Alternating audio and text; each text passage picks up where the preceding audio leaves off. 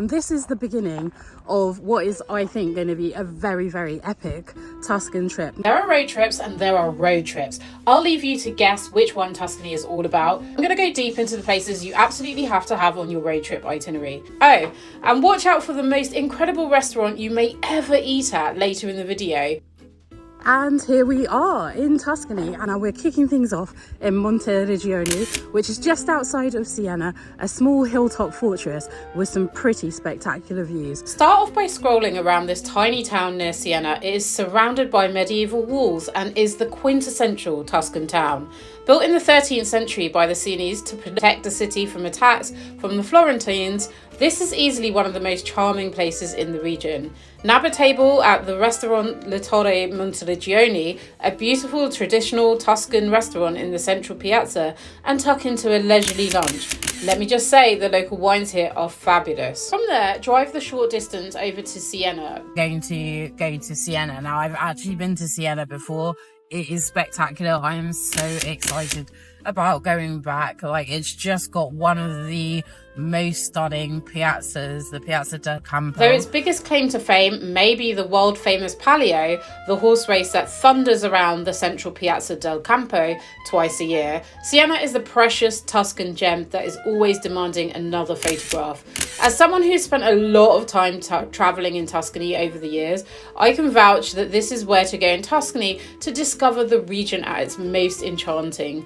Not for nothing has Siena's historic centre been declared a UNESCO World Heritage Site.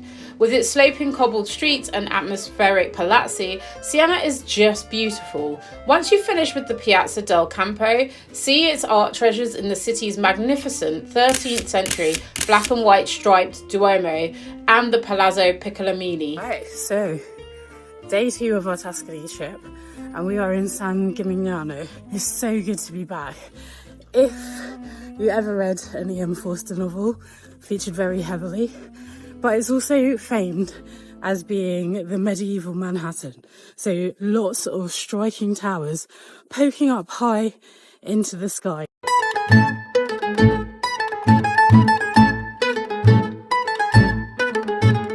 It's no secret that I've always been mad nerdy. I was something of an E.M. Forster obsessive for much of my teenage years, and I always wanted to visit San Gimignano, the town on which he is thought to have based the town of Monterigliano in Where Angels Fear to Tread. All that aside, it does not disappoint. Nicknamed the medieval Manhattan of Tuscany, the towers that dot the skyline were built by the town's affluent families, all of whom competed to produce the biggest and the best one. San Gimignano's historic centre is a UNESCO World Heritage Site, so you should spend your day seeing the number of well-preserved towers, churches and other buildings from its medieval heyday. Stroll through the narrow streets, climb to the top of the Torre Grosso for sweeping views of the Tuscan countryside, or just enjoy a glass of the local white Vernaccia wine to chill out. No trip to San Gimignano is complete without sampling one of its celebrated gelato. I recommend going to Gelateria Dondoli, so be sure to save room for dessert. P.S. San Gimignano also happens to be my next video, so subscribe to make sure you don't miss it. Day 3, and on the way to Cortona, better known as the place that was featured in Under the Tuscan Sun. So we are about to go and live up our Tuscan escape dreams, and I think it's going to be pretty fabulous. So I think it's going to be a really exciting day. I mean, the 2 days that we've had in Tuscany so far have been straight up freaking fabulous. So let's hope day 3 carries on in the same vein. On the face of it, Cortona sounds like a lot of other Tuscan towns, so I can totally see why you'd question if it's worth visiting. Answer, absolutely. Perched near the Umbrian border, Cortona is a small hilltop town that's a little different to some of its more westerly counterparts. Hills mean views, and Cortona has plenty of those to go round. Made famous by the book and subsequent film of Under the Tuscan Sun, it bears strong traces of its Etruscan roots. Much of the buildings are made of Cortona grey stone rather than Tuscany's terracotta or golden hues that you're more familiar with. Take in the Cortona Cathedral, the Fortress of Girifalco, and the Piazza della Repubblica before eating at the Ristorante Il Preludio. Day 4, and we have popped into Montalcino. Now this is another Tuscan town in the Val D'Orcia, and I think it's supposed to be absolutely beautiful. I mean, the drive in, such classic Tuscan views, rolling hills, plane trees. I mean, it did look incredible. There's a fortress here, there are walls to walk, and also there are wine bars to try. This area is the home of the famed Brunello wine, and I think it would only be right to try a few wines while I'm in the region. Right? Right. If you're looking for one of the most beautiful towns and great wine, head to Montalcino. Best known for the famous Brunello del Montalcino wine, you won't be able to get enough of it if you're a fan of all things vino. Visit the museum at the Temple of Brunello and the Montalcino fortress, which has been the focal point of the town since the 14th century. It formed a huge part of the town's defence against the Medici family in the 16th century, when Montalcino was the final remaining stronghold of the Sienan Republic.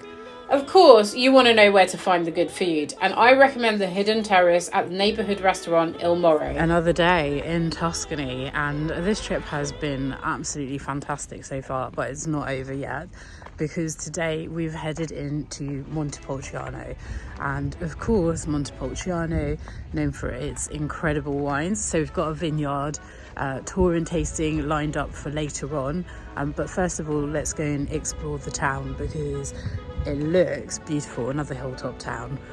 What a life. If you want to head to one of Tuscany's most popular spots, Montepulciano is a beautiful medieval town located in the province of Siena. This town dates back to the 4th century BC and remains one of the most beautiful places to add to your Tuscan itinerary. Like Montalcino, it's big on wine. Go to some of the famous cave wineries in the town itself. Contucci is the best known, but be sure to visit one of the vineyards outside of town. I recommend Poliziano Winery, which is a short 5-minute drive outside of town. It opened in 1961 and now contains 170 hectares of organically maintained vineyards. Their wines are 5 stars. Otherwise, head to the Medici fortress, which has beautiful botanical gardens, and climb to the top of the clock tower at the Palazzo Comunale, which offers breathtaking views across the town and the surrounding areas. Next stop is Volterra. Now this is an old Etruscan town, which is supposed to be one of the most beautiful spots in Tuscany. And I think that's really saying a lot, considering that pretty much every place you go to in Tuscany is absolutely drop dead gorgeous. So top sites in Volterra, the cathedral, the main square. There is a museum of Etruscan art and a lot of things dedicated to alabaster, which is what the town is known for.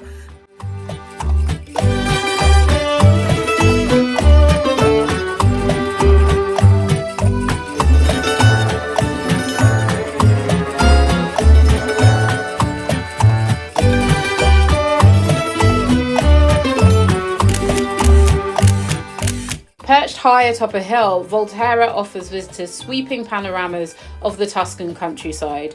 Don't miss the 13th century Duomo, which is home to a beautiful sarcophagus by Michelangelo's assistant Giovanni Angelo Montersoli, or the Palazzo dei Priori, one of the most impressive and oldest civic buildings in Tuscany. You didn't think I'd forgotten about that insane restaurant I mentioned to you in the intro, did you? Certainly I did not. This restaurant may have only opened a couple of years ago, but it's quickly grown a reputation as one of the region's finest, and after eating there, oh my jolly, I can see why. It took less than 1 year for it to get its Michelin star. It's that good. So that's the good news. The bad, it's really, really tough to get a table there if you're not staying in the hotel. I trust you though, you're tenacious.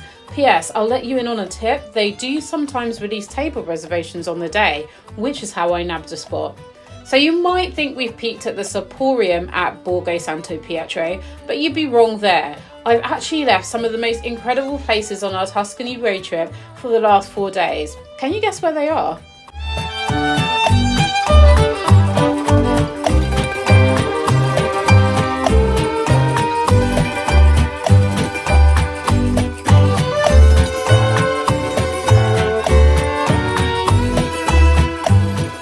If you guessed the Val D'Orcia was one of them, You guessed right. It feels like cheating to include a whole valley on the road trip, but anyone who ventures to the Val D'Orcia won't quibble with me. Yet another of Tuscany's UNESCO World Heritage Sites, this stunning valley is home to some of the most beautiful landscapes in all of Italy. Just spent some time in San Quirico D'Orcia, and let me tell you, this is the most delightful little Tuscan town that you absolutely should visit. It's in the Val D'Orcia, as I think the name should suggest, and there's not a ton to see there. There's some really cute gardens and some beautiful churches, but that is just one of those places that really feels like there just aren't a ton of tourists, despite it being mid-September. It feels really quiet, really relaxed. And then we've come out to one of the spots of the cypress trees, which is super close to the town. Watch the sunset, and that is absolutely perfect. It's not over yet. I've just arrived in Lucca. Now, I've been to Lucca before. In fact, last time I stayed in Tuscany, I was staying quite close to Lucca, so we spent quite a bit of time here. And it is a gorgeous, gorgeous city.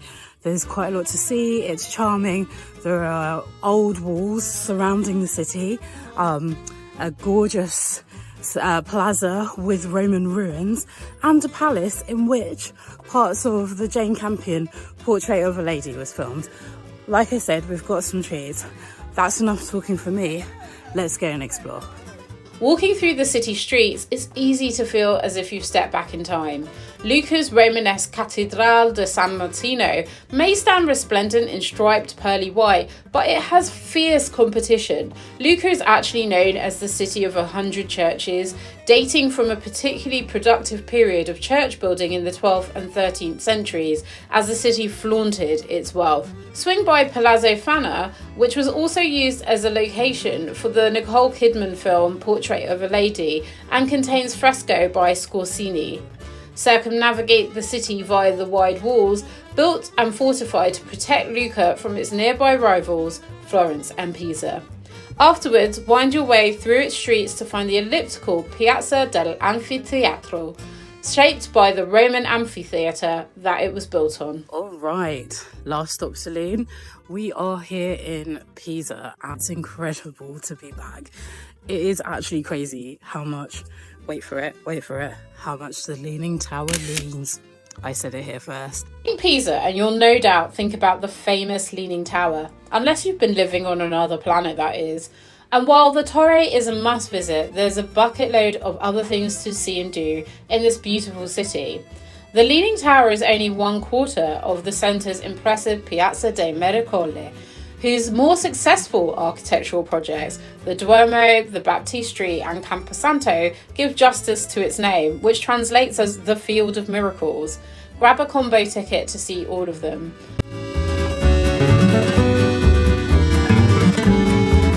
How about that then? I know you're ready to dive right into another Italian adventure. Check out my Winter Wonderland trip to Trentino video with skiing, straight up incredible views and snowshoeing to a remote mountain hut. It's a very different kind of Italian trip, one I have a sneaky suspicion you'll just love. Or you can subscribe so you don't miss the rest of my Tuscany video series. Right now it's golden hour here in Pisa, and this Tuscany trip is pretty much over. So I think that's all that's left to do, is to say adieu.